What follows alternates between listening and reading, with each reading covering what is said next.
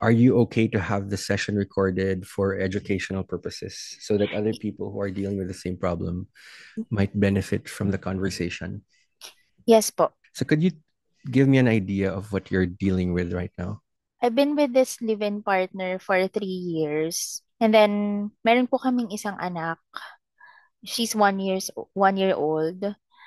Ano yung whole 3 years namin, parang sobrang abusive nung partner ko sa akin. Abusive in all aspects. Verbally, physical, financial. So, as in back to zero ako ngayon after 3 years. Even yung spiritual, may mga attacks din siya sa akin spiritually. So, before I met him po kasi, actually, I'm a single mom when I met him. I have 3 children. So when I met him, okay yung life ko. May bahay ako, my girls are with me nung nakilala ko siya. So we're all living together. And then, may kotse, may bahay. May work din ako nung time na nakilala ko siya. And then, nung nakilala ko siya kasi iba yung personality niya. Sobrang niya, sobrang bait.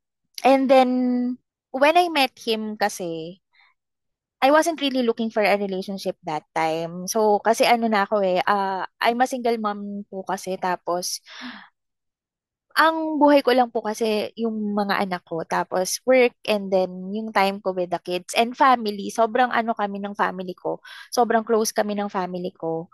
Tapos, nung nakilala ko siya, I felt, that time, I felt na ito na yung makakasama ko. Kasi, syempre, parang naglulong ka din ng partner mo, makakasama mo habang buhay. So, ayun, nung nakilala ko siya, sobrang bait. Tapos, sinasamahan niya ako sa lahat. Tapos, he would even, yung bibilan niya ako kung ano yung gusto ko, ganon. So, and then, nung naging kami, slowly, nagsistay na siya sa house namin. Tapos, doon na nag-start. Siguro, naging kami mga 5 months after, and then nag-start na po yung abuse.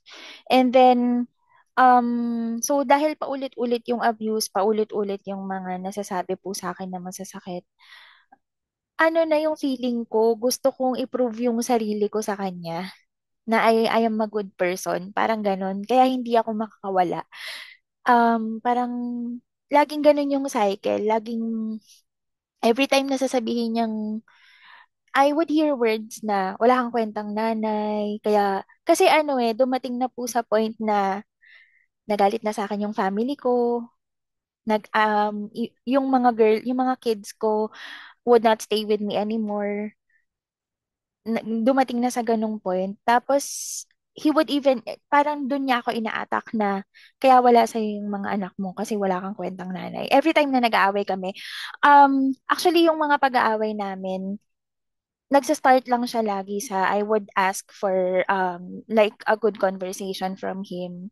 And then whenever I would ask ng kunwari nagka-problema kami, I would confront him. Kasi parang ang gusto ko lagi resolution na pag-uusapan namin yung problem. So pag nagkaka-problema kami, I would confront him na pag-usapan namin ng maayos. Whenever I try to do that, dun siya nagiging aggressive sa akin. Dun na niya ako aatakihin ng mga masasakit na salita. So I would hear words na nakakadiri ka. Actually, out of context lagi yung sinasabi niya sa akin. Like for example, nag-away lang kami about sa hindi ko alam kung nasan siya. Ganong kalit na bagay. For example, nag-away lang kami about dun. Sasabihin na niya ako na napakakulit mo, nakakadiri ka, nata-turn off ako sa. So parang ako nung time na yon sobrang emotional ko. Madami siyang nasabi sa akin eh. Even yung itsura ko, ganun. Sasabihan niya ako ng ang pangit ng itsura mo. Yun, sasabihin niya ako niyan even during the time na umiiyak ako sa harap niya. Pag umiiyak ako sa harap niya, sasabihan niya ako na natignan mo yung itsura mo, ang pangit mo. So, may mga ganun po. And then yung abuse naman, pagdating sa abuse, yun, pag tinatry ko siyang i-confront, dun siya lagi nangyayari. every time, wala kaming naging maayos na conversation whenever I try to confront him sa lahat ng problema namin. Tapos doon lagi siya, susuntukin niya ako sa mukha. Um, he would play, he have guns kasi eh, pero hindi yung hindi po yung, what do you call this? Parang airsoft siya. So, may mga collection siya ng airsoft guns. And then, he would try to hit me lagi sa ulo. So, may mga ganun po. Tapos, dahil yung, sorry, naiyak. Dahil paulit-ulit yung ganun. And I feel na sobrang mahal ko siya. I would always try to make things work. Tapos, parang ang lagi kong nasa isip, I will try to be better. Parang ganun. Para magustuhan niya ako. Katulad nung dati. Parang ganun yung lagi kong naiisip. Kaya hindi po ako makakawala. So yun, until now, ganun. Even nagkaroon po kami ng baby. Even nung nagkaanak kami, ganun siya. Abusive pa rin siya. And then, may mga times, actually dumating na po sa point na for the whole duration ng yung 3 years namin, 3-year relationship namin, the whole 2 years, yung family ko, so nagalit na sila sa akin. Tapos I lost friends. As in, sobrang daming friends ko na nawala sa akin. And then, I lost, parang, pati yung financial loss na experience ko din. Yung bahay ko, na nawala, hindi ko na siya nabayaran. All because yung money ko, gusto ko, lagi akong may nabibigay sa kanya to please him. Parang ganon. Kung ano yung hingin niya sa akin, gusto ko nabibigay ko yun sa kanya kasi baka makita niya ako na mabuting tao.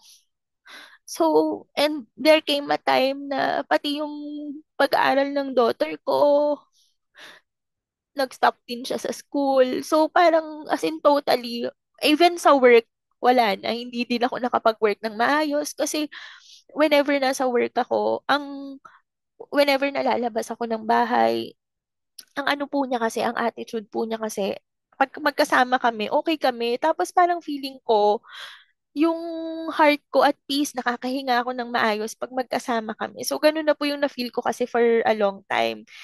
Hindi na po ako nakakalabas ng bahay. So, every time na magta-try akong mag-work, doon niya ako aawayin. Doon niya ako pagsasalitaan ng masakit. So, naging ganun po yung cycle ko na kapag kasama ko siya, parang pakiramdam ko at peace ako. Hindi niya ako inaaway. Hindi siya nakakapagsalita sa akin upfront. Pero pag lumalabas ako ng bahay or pag siya po yung lumalabas ng bahay, dun siya nagsasalita sa akin ng masasakit. So, nag-stop po ako mag-work. Nagtatry ako mag-work from home, ganyan. Kasi I have kids then to provide. Kaya lang, yun nga, parang hindi ako makapag-focus lagi sa trabaho kasi gusto ko pag andyan siya, kung ano yung gusto niya, yun yung ginagawa ko. So, yun po. Tapos, madami po nagsasabi sa akin ng mga friends ko na iwasan ko, tigilan ko na, iwanan ko na, hindi na tama. Kaso po kasi, yun laging nasa isip ko. Ang palagi ko pong naiisip kasi, pagkasama ko siya, nakikita ko yung good side niya. So, ang naiisip ko po, magbabago siya. Parang yun yung hope ko lagi. Doon ako nagkikling lagi sa hope ko na magbabago siya. Kasi nakikita ko po na mabuti siya, binibigyan niya ako ng mga gamit. Pagka nasa labas siya, pag uuwi siya, may mga pasalubong siya sa akin. Like for example, pag may mga out of the country trip sila, pagbalik niya, like ang dami, may mga bigay siya. Tapos he would also yung pagluluto niya ako, ganyan. So hindi ako makakawala. Until now, nagka-courage ako na to let go. Tapos nakapag-empake na din po ako. As in, I feel na ito na yun. But up to now, siguro po mga 2 days pa lang. Pero may mga urge pa rin ako to message him. Tapos parang nafe-feel ko po kasi na parang mali yung iniwan ko siya, parang ganun. Tapos naawa ako. Feel ko nasasaktan siya kasi may daughter kami. So may mga ganun po akong feelings now na and also he would constantly message me din ng masasakit na salita until now. Tapos may times na matetempt ako to explain myself. Basta iba po kasi ano po parang hindi po normal yung nangyayari sa akin ngayon kasi I feel na baka pag sinabi niya sa akin na magbalikan kami, feeling ko babalik pa rin ako. Ayun po. Ano yung turning point, EC, that made you want to leave na? Um, Nag-aaway po kami. Sinasaktan po niya ako sa harap ng daughter ko. Tapos yung daughter ko po, pumapalakpak siya, tsaka tumatawa, tawa siya ng tawa habang sinasaktan ako nung partner ko. Yun po talaga yung naging turning point sa akin. And then ano, ang ginawa ko po, so kasi we were live-in partners po, 'di ba? So ang ginawa ko po noon, since hindi ko pa po, feel ko po sa sarili ko, hindi pa po ako ready to live physically dun sa house namin. Ang ginawa ko po noon, I blocked him sa Facebook. I blocked him. Tapos, even if mag-asama po kami sa isang bahay, block ko siya. He can only message me through text. Pero kapag sa Messenger, hindi na. Kasi doon niya ako laging pinagsasalitaan eh. Kasi ano po dumating na rin po ako sa point na even yung tunog ng phone ko, nanginginig na ako. Parang may mga ganun na po ako eh. Tsaka po dumating na din ako sa point na yung tunog ng pinto, pagpapasok na siya, magtutulog-tulugan ako, tapos nanginginig na ako. So, may ganun na po akong experience. Yun, nare-reach lang niya ako through text. Hindi, ang nasa isip ko po kasi noon, mag-detach muna ako sa mga messages. And then, dun po, unti-unti, siguro it took me 3 weeks, mga ganun. Pero dun sa 3 weeks na yon, even if na hindi ko siya kausapin, nagsasnap pa rin siya. So may mga in-between pa rin na pananakit. Pero hindi pa rin po ako nakaalis. Yung pinaka-last lang po yun, yung sa daughter ko. Tapos until ano na siya, aggressive na po talaga siya nung last. Feeling ko kasi nga hindi na po kami nag-uusap nung time na yun. Okay. So, EC, I'll just repeat. I'll mirror back to you what I heard, no? It started out okay, but after a few months, when you started living together, ginagaslight ka na niya, sinasabihan ka niya ng mga kung ano-anong masasakit. And in spite of that, you wanted to prove yourself to him. And it even got to the point where he was already physically hurting you. Mm-mm. Pero there's a part of you that still, cares for him, considering Mm. that you have a kid. But I think you've reached the point where gusto mo na Opo. magbago, magkaroon ng changes sa buhay mo. Yes po. So, what would you like to happen to you now, EC? Ayoko po kasi yung nararamdaman ko ngayon na yung sa isip, naguguluhan po kasi ako eh. Sa isip ko po kasi, alam ko po yung tama. Alam ko na tama yung ginawa ko, na umalis na kami. Kaya lang, lagi po kasi akong may urge na makipag-usap. Tapos, hinahanap ko pa rin siya, ganun. At saka, gusto ko pong makaalis na yung guilt kasi parang nasa akin po yung guilt na iniwan ko siya. Tapos na-feel ko na baka nasasaktan siya, parang ganun. Baka masakit sa kanya yung nangyari. So, ganun po yung naiisip ko. Parang hindi ko na po kami naiisip. Hindi ko na naiisip yung sarili ko. Doon po ako nahihirapan. Every day, simula nung umalis po kami doon, lagi ko siyang naiisip. Lagi akong may urge na i-message siya. Tapos, may time na parang i-message niya ako ng masasakit na salita. Feeling ko, enough yun sa akin. Na basta i-message niya lang ako. Kahit masasakit yung sinasabi niya sa akin. Ayun po. Okay, so EC, I'll mirror that back again. No? Here's what I'm hearing. Gusto mong, I mean, you've decided na makawala, pero you would like to get rid of two things. Number one is the guilt, and Yes po. number two is the impossibility na baka bumalik ka dahil namimiss mo siya. Opo. Okay. Ayan. So easy. I'm going to ask you now to imagine, no? Imagine that tonight when you go to sleep, you're going to have a good night's rest. Visualization lang to easy, no? Like, Okay po. so whether or not you think it's possible, I'm just going to ask you to imagine that this is happening. Tapos, easy, I'd like you to imagine that while you're sleeping, nagkaroon ng miracle. Pero since tulog ka, hindi mo alam na may miracle. But when you wake up tomorrow, unti-unti mo makikita na, uy, teka muna, nagbago yung mundo ko ah. Nag-iba. So I'm going to ask you to imagine, easy. Like, upon waking up tomorrow, ano yung una mo mapapansin? Siguro po yung magaan yung pakiramdam. Yun yung Okay. una kong mapapansin na magaan yung gising ko. Mm. Okay. And then, paggising mo, sino yung mga tao makikita mo sa bahay? Yung mga anak ko po. Yung tatlo. Opo. Okay. What will they notice about you, Easy, tomorrow morning? Um, Nung nakikipaglaro na ulit ako sa kanila, Mm. mm, Okay. nakakatawa na ako ulit. Ganyan. Good. Good. So I'm going to ask you a series of questions all the way to the end of the day. No? So mga lunchtime, ano may iba sa mundo mo? Siguro kakain kami sa labas ng mga bata. And while you're eating outside, ano yung sinasabi ng mga bata? At ano yung mga nakikita mo sa kanila? Um, yung mga anak ko po kasi mahilig sila magkwento ng mga games nila eh. So, Oh, yeah. siguro po by that time, nagkukwentuhan kami ng kung ano yung mga favorite nilang laruin. Good, good. And do you like that? Do you like listening to their stories? Yes po. Okay. So let's say nasa bahay na kayo and maybe it's time to prepare to go to bed. What's different about you na pagdating ng gabi? Hindi ko sila, ano po paano ba? Hindi ko sila pinapalabas ng kwarto. Mm. Mm.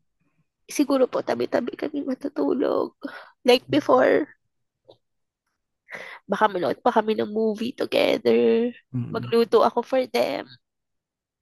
Kasi yun yung laging nilang sinasabi na namimiss nila sa akin. Good, good. So, easy, ayan, you visualized what the day would look like if a miracle happened and you don't feel the guilt and you don't feel the desire to come back and reunite with your live-in partner. When was the last time, kasi mahaba yan, di ba? Yung buong araw na yan, ang dami nangyari. When was the last time bits and pieces of that day actually happened to you? Ano po, siguro mga 2 years ago pa. 2 years ago, okay. So medyo matagal-tagal na rin pala, no? Po. So, yung experience na yun, Easy, yung day after the miracle, what is one word that you can use to describe that in terms of feeling? In terms of feeling, yung one word, parang sobrang at peace yung heart ko. At At, ease. at yung may peace yung heart ko po. Very good, very good. So Easy, on a scale of 1 to 10, where 10 is you're perfectly at peace, and one would probably be the lowest point that you felt in your relationship with your live-in partner. Dito sa 10-point scale na to, nasan ka kaya ngayon, like today? Ano po, yung nasa 4. Nasa 4. Okay. So, Easy, ano yung okay so far that makes you say you're at least a 4 and not a 2? Um, Cause yung okay so far, yung nakaalis na kami sa house. Kasi before, hindi ko talaga siya magawa. So, nagawa ko siya. Nakapaghakot ako. Okay. So, that's a big achievement, Easy. And I think you should acknowledge yourself for that. That wasn't easy. Kung ano man yung ginawa mong yun, ano. Opo. Now, I'm going to ask you to imagine, Easy, na 6 na. Kunwari nasa 6 ka na. Okay. Hindi na 4. What's different about you when you're already at a six? Um, ano ba? Um, Siguro po, baka nakakapag-ayos na rin ako ng sarili ko. Kasi po, iba din po kasi yung outlook ko sa sarili ko ngayon eh. So, baka po by that time, nakakalabas na rin ako. Kasi iba din yung tingin ko pag nasa labas ako. Ayun po. Good, good. So I can hear that before you met, your live-in partner, you enjoyed na nag-aayos ka ng sarili mo. Opo. Good. So let's go one more step higher, easy. Pagka nasa seven ka na, what's different about your world? Um, Feeling ko that time, kung nasa 7 na ako, yung focus ko, iba na. Tapos, nakakapag-work na ako ng maayos. Nakakalabas ako kung kailan ko gusto nang wala akong iniisip. And also, makapag nasa 7 na ako, I feel na, feeling ko, baka maisip ko pa rin yung trauma na na-experience ko. Pero siguro yung by that time yung fuel ko to continue to get up, hindi na siya yung focus ko. Kasi dati yung focus ko yung pagbabago niya na sa ang focus ko kasi po talaga now sana lapitan niya kami ulit, um humingi siya ng sorry. So baka by that time hindi ko na hinahanap yung sorry niya. Ayun po. Very good. Easy, I'll mirror back to you what I heard, no? Kasi I think you just articulated something very important. Ang sabi mo, pag nasa seven ka, hindi mo na wini-wish na magbago siya, na mag-sorry siya. Opo. And instead, at the seven, you're focusing on yourself, on the changes. Like, nagtatrabaho ka na, nag-enjoy mo yung work mo, nag-aayos ka. There's peace of mind. Yes po. Easy dito kaya sa by the end of the year na 2025, nasaan ka na dun sa 10-point scale? Where would you want to be? Of course, I want to be of course, ang goal ko lagi is to be at 10. Okay, good. Ayun po. Good. Sige. So we ended at 7, no? Mag-jump tayo to a 9, easy. Um, Pag nasa 9 ka na, how does it feel? Baka wala na yung guilt. Um, Siguro, pag nasa 9 ako, hindi ko na ma-view. Kasi right now, kapag tinitignan ko yung daughter namin, naaalala ko siya eh. Naaalala ko yung pagiging tatay niya. Siguro by that time, hindi ko na yun maisip. Mag-focus ako sa amin ng mga kids. Good, good. So the focus is on you and your kids, and Yes there's po. no guilt. Yes po. Okay. Now, since 10 ang target mo easy by the end of the year, what's different about you as a mother, as a woman, maybe as an employee if you're working? What's different about you pag 10 ka na? Oh, pag nasa 10 na ako, hindi ko na maiisip na mali ko yung mga nangyari. Siguro mawawala na rin yung pagbe-blame ko sa sarili ko na kung bakit nangyari yon. And siguro kung nasa 10 na ako, grabe na yung awareness ko sa abuse na nangyari sa akin. Kasi honestly po, um, ito po pala, hindi ko ma-explain kung bakit hindi ko maalala yung mga nagawa niya before. So I have parang dumating pa sa point na I have to ask a friend na i-remind ako kung ano yung abuse na naranasan ko. Kasi may times po talaga na hindi ko siya maalala. Hindi ko maalala yung masasakit na salita niya sa akin. So, siguro po pagdating sa 10, aware na ako sa kung ano yung mga naranasan ko.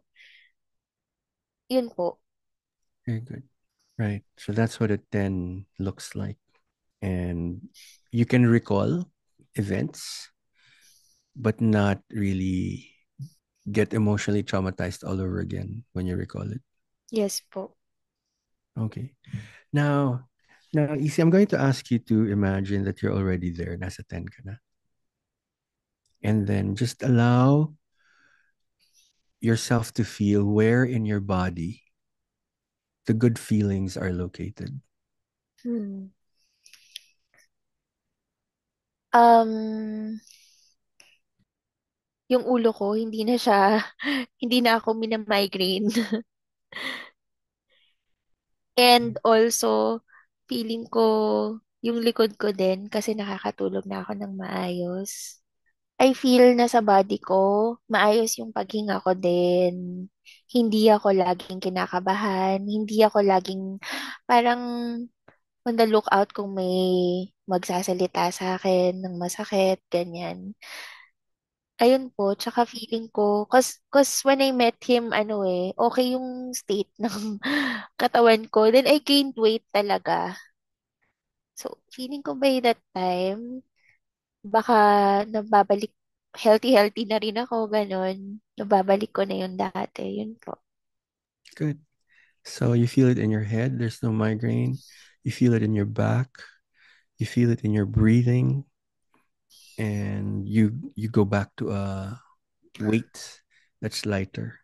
Yes po. Okay. So easy ano lang, share ko lang na like for a lot of people when they feel unsafe, they tend to put on weight. Mm. Kasi the weight is one of the ways by which we feel we can be protected from the harshness of the world. So normal Oh. talaga na some people gain weight because it's a defense mechanism. Mm. Ngayon, easy yung what you describe, some people will say, yung nervous system mo can relax. Yes Hindi po. ka mayat-maya natatakot na may sisigaw, may magagalit. Opo. Okay, so now easy, just feel that. No, you di ba na-mention mo what parts of your body. Just allow yourself to feel the good feelings, the good emotions in your body. And if you have to, you can close your eyes. Just enjoy the feeling of safety, of being at peace, of not worrying that someone will shout at you, not worrying that someone will hurt you. You know that you're in a safe space. You are with your loved ones, and you have a feeling of joy and satisfaction with your children. And so just give yourself a few seconds, allow, bathe, surround yourself in the feeling of all of those good things. And I'll keep silent for a few seconds.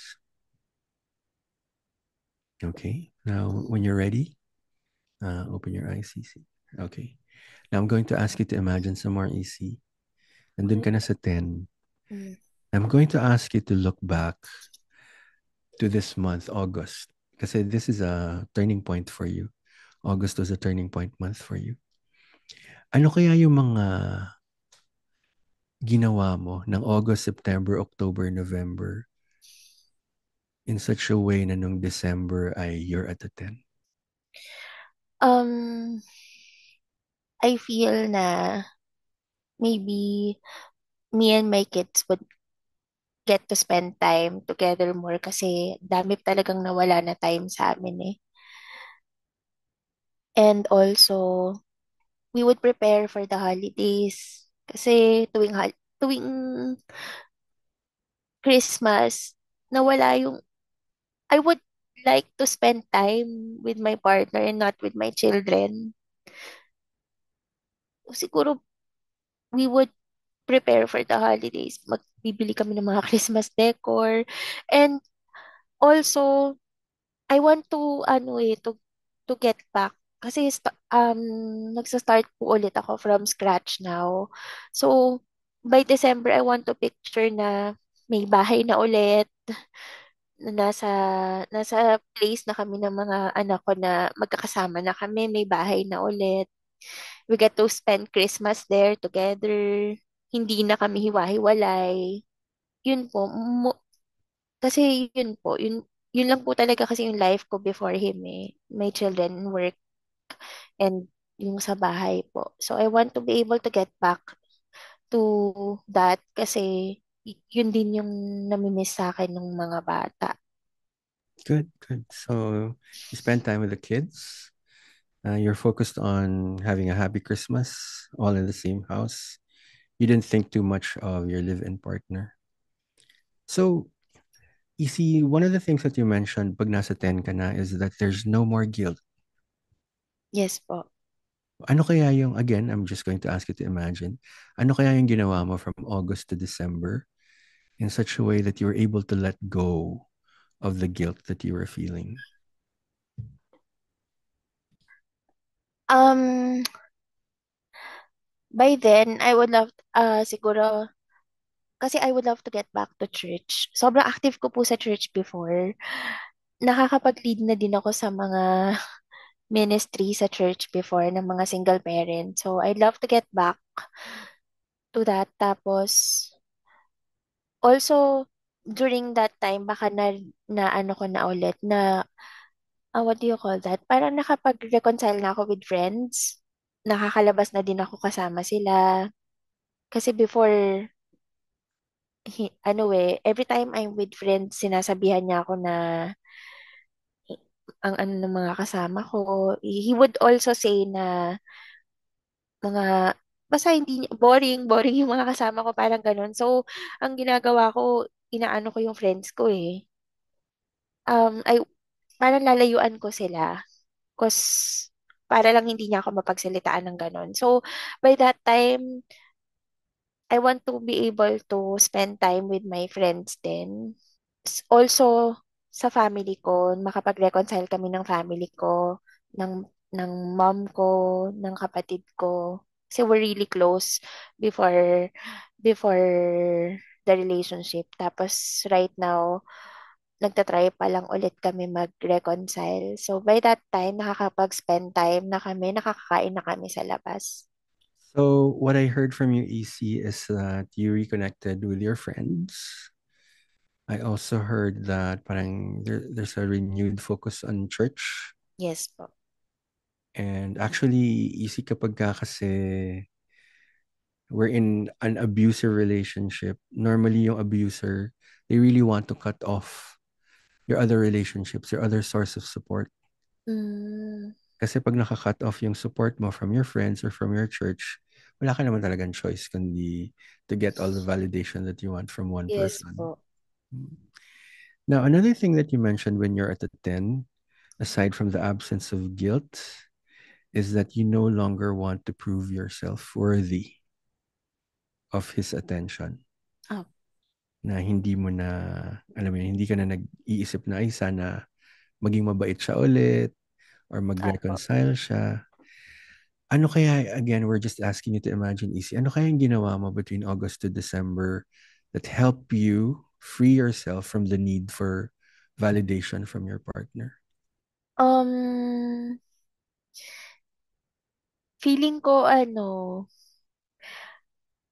mas naalagaan ko yung sarili ko. Also, baka by that time, alam ko na kung paano mag-filter out ng mga naririnig ko regarding myself para hindi ko na, ano po kasi ako, nafe-feel ko lahat. Parang dinadala ko siya lahat. And sobrang sensitive ko talaga with words, kaya lagi akong apektado. So, also siguro by that time kung may mabalitaan ako, hindi na ako affected. Baka hindi na ako nag-iisip na, ay baka ako nga yung problema. Kasi yun po yung fear ko ngayon na baka pag may nakilala siyang maayos, baka ako talaga yung problema. Parang ganun po. So, yun po. Right. Very good. And easy, that could happen. I mean, of course, we're not labeling your partner as a narcissist kasi we don't really know, di ba? Yes All po. we know is that he has been abusive to you. Pero assuming lang na he's a narcissist, narcissists really want to have constant supply. So Opo. kung hindi na niya nakukuha yung mga nakukuha niya sa'yo, maghahanap talaga yun ng iba. And you should be okay with Also, that. Yeah. ano po yun eh, sinasabi naman po niya lagi sa akin yun na, ah, um, so nung start po ng relationship, okay talaga siya po with everything sa pananalita, lahat po. And napansin ko, nung nawala na po ako ng work, nung napapansin niya na nawawala na ako ng work, wala na din po ako. Kasi nawala na din po ako ng pera talaga. Um, Doon na po ako nakakarinig din ng salita na wala kang bilang, wala kang bilang sa akin. Tapos sinasabihan na din niya ako ng wala kang pera, nakakahiya ka. So I would hear those words po simula nung nawalan ako ng pera. Pagdating po nung mga last ng relationship namin, laging money yung pinopoint out niya sa akin. Kaya hindi din po ako makapagsimula sa work ng maayos kasi ano po lagi niya akong, parang feeling ko lagi niya akong dinadown. So ang gagawin ko lang, i-feel ko lang talaga lagi yung words niya, hindi ako makakakilo sa bahay, sa work. So yun po. And lagi niyang sinasabi sa akin na kino-compare niya ako lagi sa ibang babae, sa ibang tao, na yun po. Narinig ko yan simula nung nawala na po ako ng trabaho. Okay. Easy, I'd like to acknowledge you for something, you know. Kasi di ba sabi mo kanina, you had difficulty remembering all of the hurtful things that he said or did. But Opo. right now, it looks like it's very clear to you. You have a memory na noong wala ka na mabigay na pera, doon na nagsimula ang pag-init ng ulo niya. At doon yung nagsimula yung pag-gaslight sa'yo. Opo. And so that's a good thing that you remember that. Okay, so easy at 10 is the goal. Ano kaya yung pwede mag-remind sa'yo every day that your goal is a 10 and that all of those things that you mentioned na ginawa mo to get to a 10, eh matatandaan mo. I don't know po kung normal po tong gusto ko. Kasi parang lately, ang gusto ko lagi, ma-remind ako kung bakit ako dapat magalit. Okay?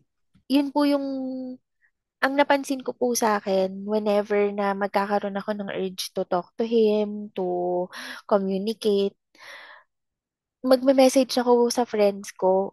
Ano po parang nagkakaroon po ako ng satisfaction pag naririnig ko na masama siya. Parang ganun. And then, so, for example po, pag nag-uusap kami ng mga friends ko, tapos sasabihin sa akin ng mga friends ko yung mga masasama niyang nagawa sa akin, ganyan, may satisfaction during that time. Nagkakaroon po ng satisfaction sa akin. So, makakalimutan ko na naman ulit yung urge. Pero after that, kunwari, di na kami nagka-chat ng friends ko.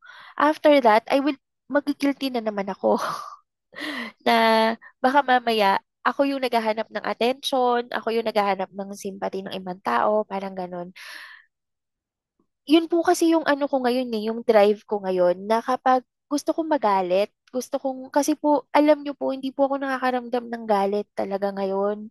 Ang nararamdaman ko is naawa ako sa kanya.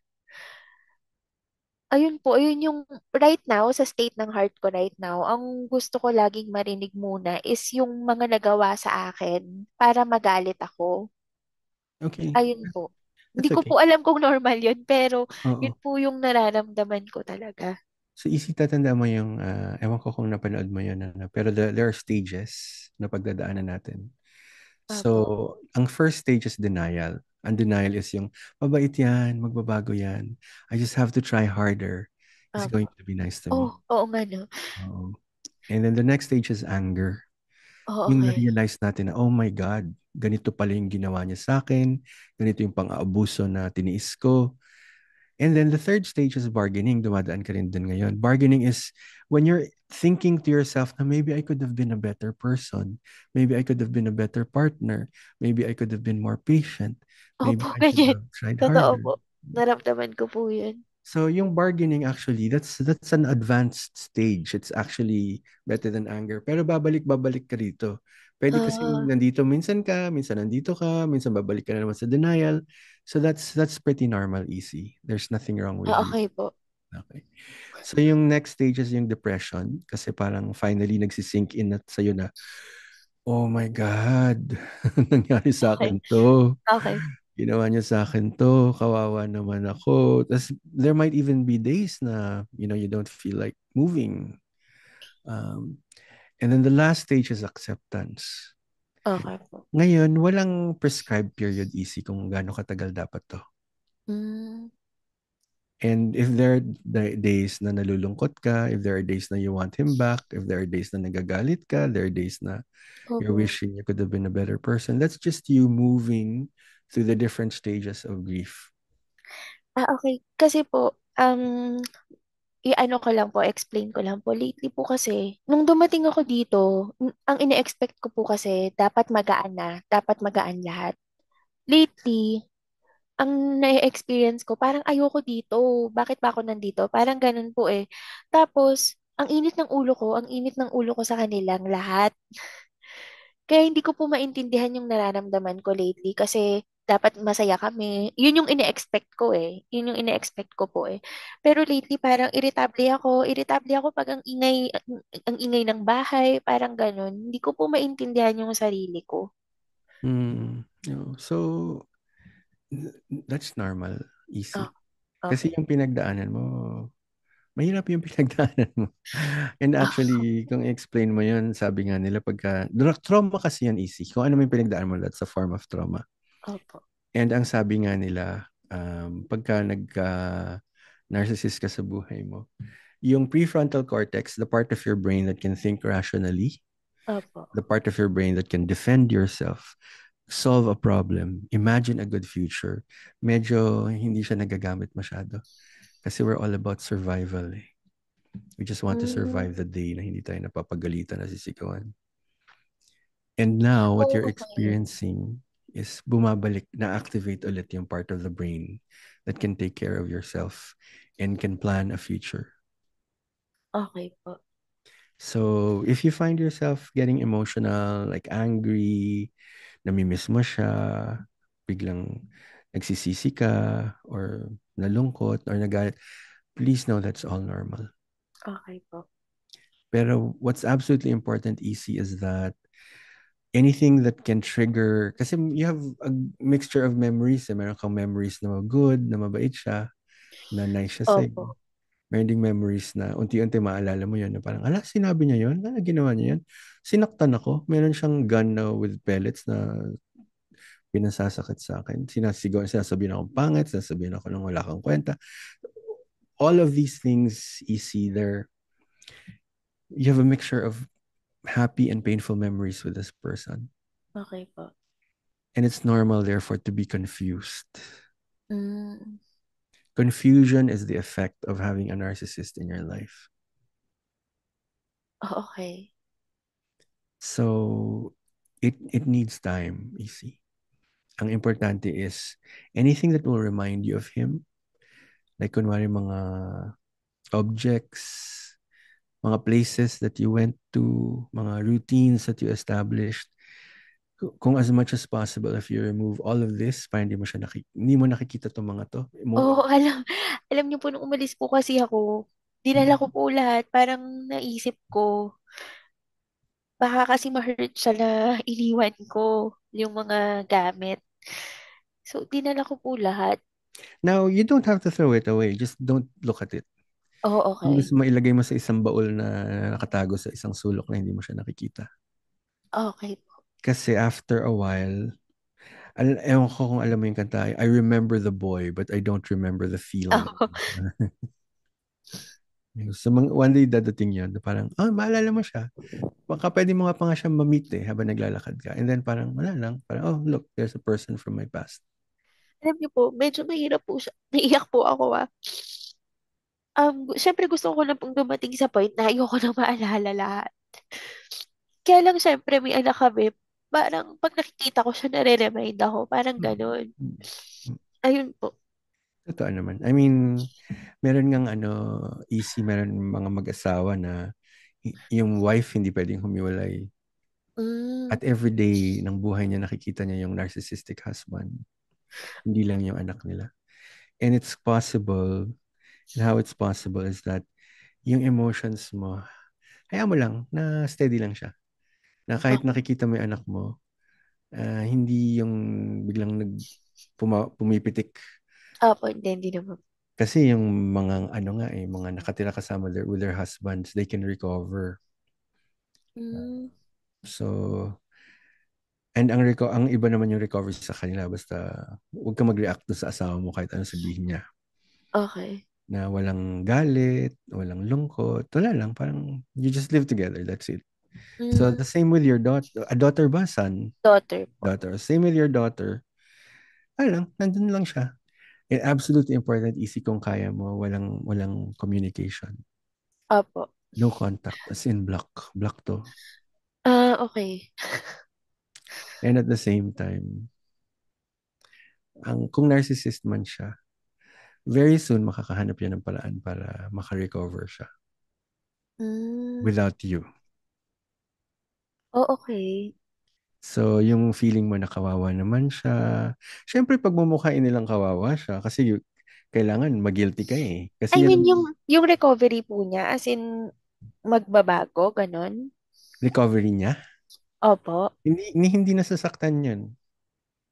Alam niyo po, dumadating pa po ako sa time na kailangan ko nang ma-just, nagko-Google ako, nag-chat GPT ako. Kailangan ko i-justify minsan kung namimiss ba niya kami, parang ganon. Kung narcissist nga siya, easy, he doesn't miss you. He misses the things that you did for him. Mm, Lahat ng pagsisilbi mo, lahat ng, pati nga yung pera na hindi mo na nabibigay, namimiss niya, nagagalit nga siya eh. So, mm, utilitarian ang narcissist. Utilitarian meaning, ano bang pakinabang nitong taong to sa buhay ko? okay. Hindi yung, they don't bond with you emotionally the same way that a normal person does.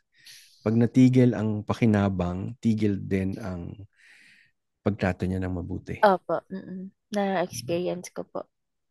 So, if you're worried that hindi siya magsusurvive, if you're worried na nasasaktan siya, if you're worried na baka miserable siya at namimiss ka niya, kung narcissist talaga yun, easy, Diyos ko, baka nagse-celebrate pa yun ngayon. Ay, Actually, sinasabi po naman niya sa amin yun na, ay sa akin, yun na mas gumaan nga daw yung buhay niya ngayon. Wala na daw siyang isipin sa buhay, ganyan. Pero, syempre ako, lagi ko, ang naiisip ko lagi ay hindi, sinasabi niya lang to kasi galit siya. Parang, ano po, parang pinagtatanggol ko siya lagi sa isip ko. So, may ganun po akong urge minsan na parang feeling ko, ay hindi, galit lang to ngayon, kaya niya nasasabi to, hindi to totoo. Parang minsan, pinagtatanggol ko siya sa isip ko. oo. Pero easy kung kunwari, kasi hindi nga natin alam kung narcissist yan. Pwedeng avoidant lang siya. Ang Oo. avoidant, ganun din. Pag nakipag-break, there's a sense of relief na parang, ay, salamat, nawalan na akong kaaway. So, Oh, ganun okay. So, avoidant. totoo yun, yung sinasabi po nila na yun, na I nararamdaman mean, nila. totoo. So, if you're worried that he is suffering, I think confirmation na nanggaling mismo sa kanya na buti nga yun, mag-isa na ako. Gumaan. So, Opo, ganyan. Ganyan nga mga salita niya. mag-heal siya on his own terms if he needs healing or if he just needs a new supply or a new girl. Mm, And you have your own healing as well. And your own healing depends upon not stirring up memories of fondness, memories of love, memories of longing. Kasi the longer you hold on to the hope na baka bumait siya, the longer na tatagal ang healing stage mo. oh, okay. So yun. So siguro let's start summarizing. You want to be at a 10. You know what are the things that you did. You spent time with your family, your children. You went back to church. You started working. Nag-aayos ka na. You enjoy your day. You live in this house where you're all together as a family. This is your future, easy. Okay po. And how you get to your future is by giving up your past. Okay. Ay, Ayan, so what's your, kasi ang kanina, if we go back to our intention, di ba? Sabi mo, I want to be able to move on, hindi ako nagigilty, at there's no danger na babalik ako. Yun yung sinabi mo at the beginning of the conversation. opo. Where are we now with that intention? Um, when it comes po kasi sa pakikipag-communicate, ano ako eh, ah, before kasi sarili ko lang pinapakinggan ko eh. So now, intentional ako pagdating sa, pag nagkakaroon na ako ng urge, intentional ako right now na, for example, i-divert ko yung attention ko. Kasi I really want to, ayoko na talaga, ayoko na siyang maisip, ayoko na siyang, mahirap po kasi isipin everyday eh. Mahirap, parang everyday, hinihila niya ako lagi. Gusto ko, alam niyo po yung pakiramdam ko na, yung parang ang pakiramdam ko po talaga, yung nalulunod na ako, pero pakiramdam ko, nilulubog pa niya ako sa tubig. Ganun po, literal yung naiisip ko. So, right now, intentional po ako when it comes to sa pag-divert ng attention ko every time na i-message niya ako. Tapos, nagsisik ako ng help. Hindi katulad dati na inaaway ko yung mga friends ko. Nagsisik talaga ako ng help na i-remind nila ako. So, yun po. Para maka-let go ako. Very good. So, easy, let's go with the image that you brought up, no? Noon, parang lunod na lunod ka na. Tapos, lalo ka pa niyang dinadown. Opo. Pero ngayon, using the analogy of swimming, you're reaching out for help. Opo. No? And you're more intentional, sabi mo nga, in diverting your thoughts. So, lumalabang ka na. Kung noon, nalulunod ka at wala ng pag-asa, ngayon, you're reaching out. You want to survive. Yes po. Very good. So that's a great image of where you are. Now that you know you're more intentional in asking for help, easy. Beginning tomorrow or beginning today, what's now possible for you? Tomorrow, siguro po, hindi ko na masyadong maiisip to. Alam niyo po kasi parang everyday nababawasan yung guilt naman. Pero tomorrow, siguro hindi ko na masyadong maiisip na mag-message sa kanya. Actually, until, as in buong araw today, so, lagi siya nagme-message. I feel na tinitrigger niya ako to react. May mga times na nakaka-react ako. Pero towards, parang at the end of the conversation, kasi parang nonsense na. So, magsa-stop na ako ulit mag-message. Then, pag nag-stop ako mag-message, ayan na naman, ang dami na naman. Tapos, ang mga messages po niya sa akin, idadaan niya lagi sa anak namin, yung kung anong kailangan ng anak. Like, for example, nitong gabi, nag-message siya na kung anong kailangan ng anak namin, i-message ko lang siya, magbibigay siya, like that. So, meron na naman akong parang may stronghold ako lagi. May ganun po eh. So, siguro by tomorrow, baka hindi ko na din masyadong maisip to reply. Tapos, feeling ko din, dahil ilang araw nang nangyari, yung mga friends ko, puro siya lang din yung pinag-uusapan namin. By tomorrow, baka iba na yung mga topics na napag-uusapan namin. So, yun po. Good Kasi naman. po before, um, dati po kasi ang ano namin, ay, every time na ganyan siya sa akin, lagi ako sa kanyang tigilan niya, ayusin niya yung, lagi ko sasabihin na tigilan niya yun, ayusin niya, ayusin namin. And dumadating pa po sa time na habang sinasaktan niya ako, niyayakap ko siya. Ganun po ka, ganun yung cycle ko lagi. Dumating pa nga po sa time na nagmamakaawa ko para itrato niya ako ng maayos. Dumating po ako sa ganung time. So, hindi ko alam. Pag nagmakaawa ka, anong response niya? Ano po, sasabihan niya ako ng deserve mo masaktan. Mm. Ganun po. Kasalanan mo kung bakit ka nasasaktan. Hindi ko kasalanan. Tapos, ayun, mga ganun po yung mga salita niya sa akin eh. um, hindi mo deserve ng sorry. Right. Kasi I would always ask him na, lagi kong ina-explain sa kanya na mabigat yung pinagdadaanan ko, pero makakagaan sa akin kung kahit may sorry po na, sorry na sabi ko lang yun dahil galit ako, nagawa ko lang yun dahil sobrang init ng ulo ko, sobrang pagod ako. Pero wala kang maririnig na kahit isang sorry sa kanya. So, yun po. Easy pag nare-remember mo yung mga ganyan, isulat mo. It actually helps if you write down everything that he said and did na nakakasakit. Para pagka bumabalik ka na naman sa denial, yun, babasahin mo lang. Or sa bargaining, basahin mo siya. Alam niyo po, totoo po yan. Ano po, na-realize ko yan kahapon. Kasi nga po kahapon, nalimot ko siya lahat. Tapos doon ko lang po na-realize na, okay, kaya sa lahat ng mga napapanood ko, sinasabi nila nakakatulong yung journaling. Kasi dumating po talaga ako sa time na hindi ko po talaga maalala kung paano ako sinaktan. Wala akong maalala kung ano yung mga nasabi niyang salita sa akin na masasakit. So, yun po. Good, good. And so I guess you started, no, to journal. And you started to recall the hurtful things. Kasi nga sabi mo right now, nasa anger ka. Apo. And that's fine. That's normal. There's nothing wrong with it. Easy. And it's good to know. Like I'd like to acknowledge you, number one, for reaching out. And another thing is you should acknowledge yourself for this conversation na talaga nag-isip ka. Kasi meron mga tao pag kinausap yung sa oras na kami nag-uusap, puro ano pa rin, puro complaints, puro rants, puro Okay. hindi nagbo-move forward. But you moved very forward very quickly, Easy. I think you should acknowledge yourself for that as well.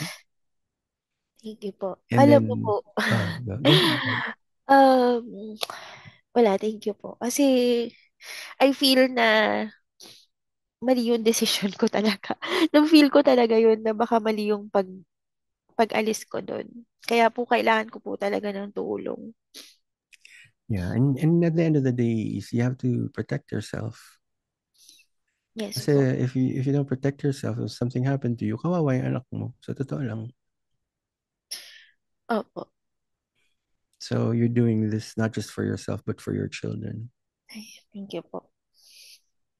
If ever naman po, message ko naman po kayo, Of no? course, Ano. of course, yes. Sige po, thank you po.